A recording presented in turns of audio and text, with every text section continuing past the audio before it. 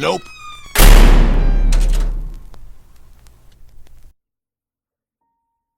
7:03 p.m. Before you read this, my name is Melissa Price, daughter of Mark and Alice Price. If I didn't survive, and you find this on my phone, please contact them. We live by the lake, a few blocks away from here. I am stuck between the 3rd and 4th floor in my local warehouse.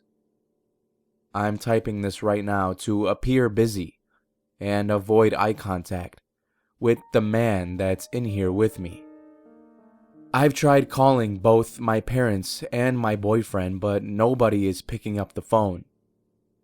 I have pressed the emergency button, and its flickering red lights imply that help is on the way.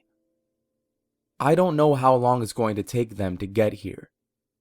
I've never been in a situation like this before. But there is a man in here with me, and he looks horrifying. I'm afraid to look up from my phone again. I don't want to make eye contact, afraid that it might trigger something in him. From the time I've had to look at him, I can tell you the following things. He is standing in the corner, leaned back, wearing a green leather jacket and dark jeans. He has his hands in his pockets, and his feet stand awkwardly far apart. He has a lazy eye, or two, I don't know. I think he's looking at me. One eye seems to be looking straight at me. However, the other eye hasn't moved, and I have yet to see him blink. His long hair is thin, stringy, and greasy. He's feeling around for something in his pockets, judging by the way I can see him slowly moving his arms from the corner of my eye. On his face is a smirk, like the one you greet a stranger with on the street, but less friendly and far more sinister. Nothing about him feels right, and the fear that's racing through me is making me sick to my stomach. The light in the elevator is scarce, and he's standing in the back right corner, so I can't see him well, but I can see that he has an erection.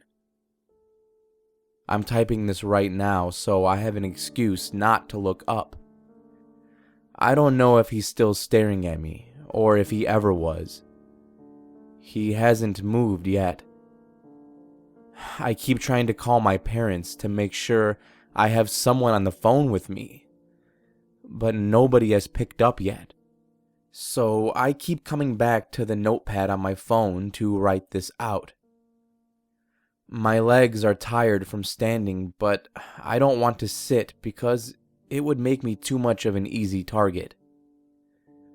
I'm pressed against the wall, also scared to come near the corners, as boxing taught me that it's the easiest way to get trapped by your opponent. I was going to the 4th floor to get school supplies for my little sister. I usually never take the elevator since I've always feared them, but I've had a long day and pushed myself to get on it. I wish that I hadn't. The elevator stopped at the 3rd floor to let a second passenger in, and that's when I saw him standing there, with his back turned against me. He walked in backwards, not stopping until he had reached the wall behind him. Then he walked over to the corner and leaned back against the walls, his feet spread wide, hands in his pockets. He did not move when the elevator started shaking, and the lights started getting dimmer, and he has not moved since. 7:23 p.m. There is a deafening silence in the little room, and I feel trapped like a mouse.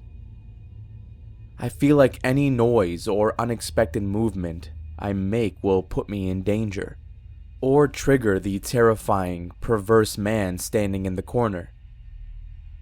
He's still smiling, one eye looking straight at me. He is still erect.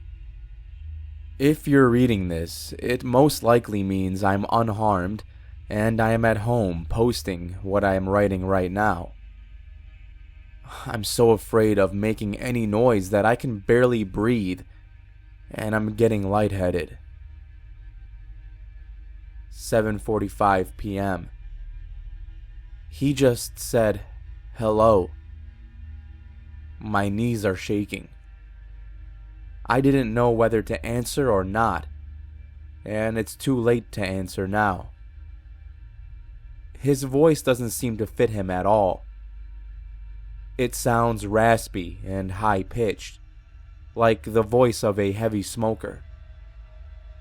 He just said hello again. I can't look up. I don't know what to do. I just need maintenance to be here quickly, or anyone for that matter. I am praying at this point. His presence is so alarming. My eyes are frozen on the little phone screen in front of me. I have started texting my friends and telling them to reply as soon as they get my message.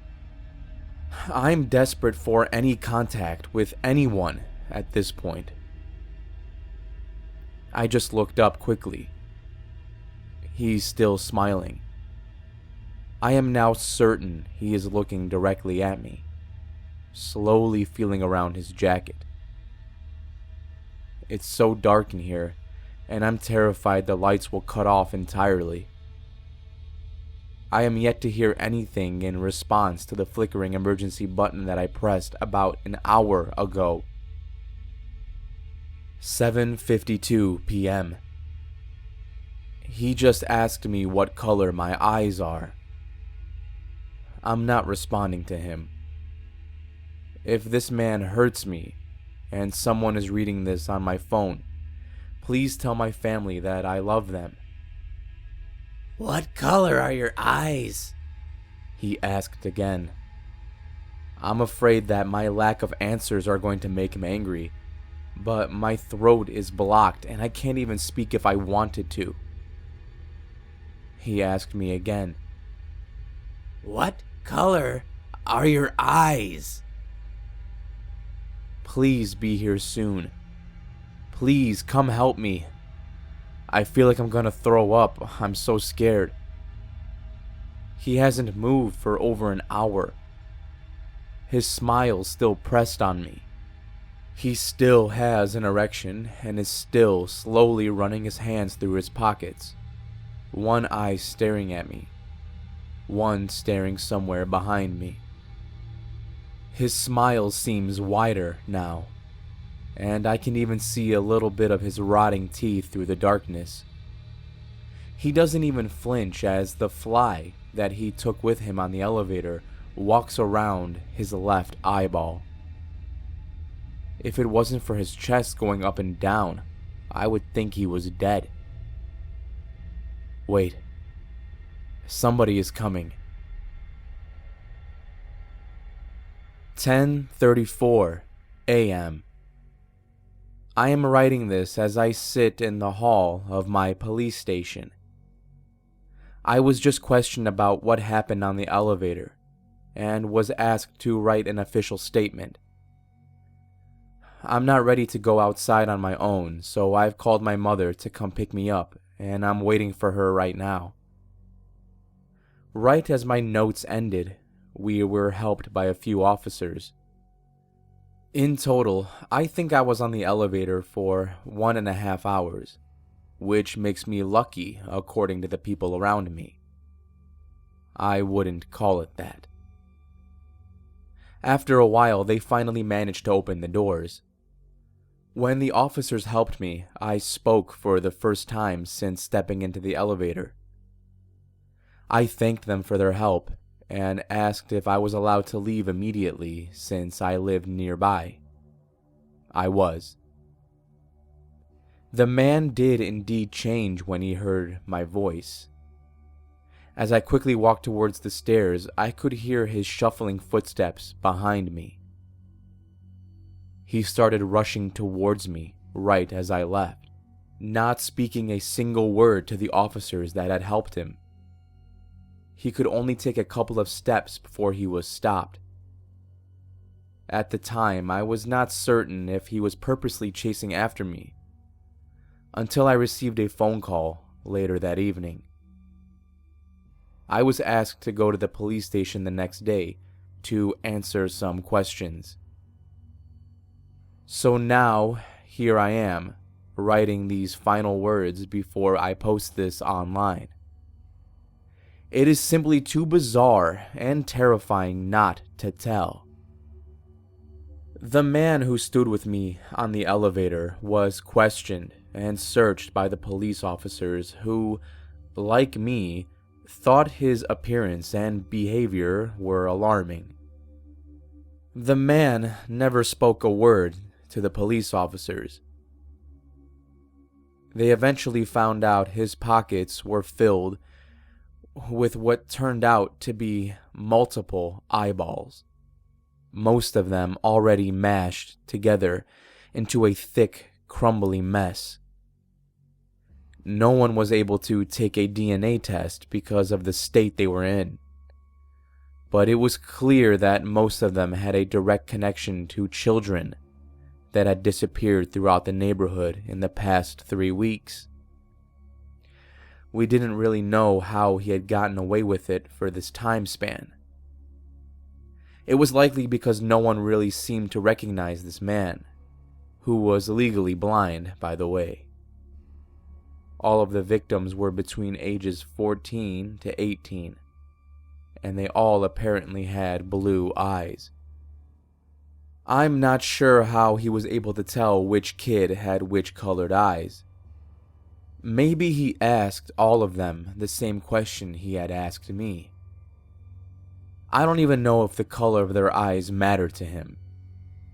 But I'm 17 years old. I have blue eyes. And I'm certain that if I had spoken one word to the man in the elevator, I would not be alive right now. I guess I'm lucky none of my parents ever picked up the phone, because without hearing the sound of my voice, he couldn't have known that I made the perfect next victim. Or maybe he was wise enough to know that there would be no way he would not get caught, since there was only a single way out. I don't really know what there is to learn from this story. I don't expect anyone to ever be in a similar situation. I just had to tell it. Needless to say, I don't take the elevator anymore.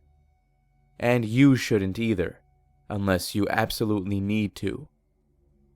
You never know who you're going to be forced to spend your time with.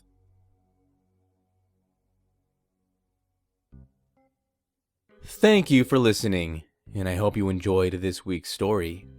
If you did, you know what to do. Thumbs up, subscribe if you haven't, share it with a friend who likes stories about girls trapped in elevators, and then immediately maybe reconsider your friendship with that person. Shout out to the author of this story, Reddit user, ready for this one? Don't look at me, I'm scared, aka Eva, aka Eva Tenboski on Instagram. I'll leave all the links down in the description so you can connect with the author and give her a follow on Instagram, but don't be weird. Oh, and one question before I sign out to anyone who's still listening. Is it at all jarring or weird when I read a story with a female perspective and don't address that from the start? Just wondering. I might be overthinking it, but I want to hear from you guys. Let me know. And with that, all I have to say is remember to stay safe out there. I'll be seeing you in the next video.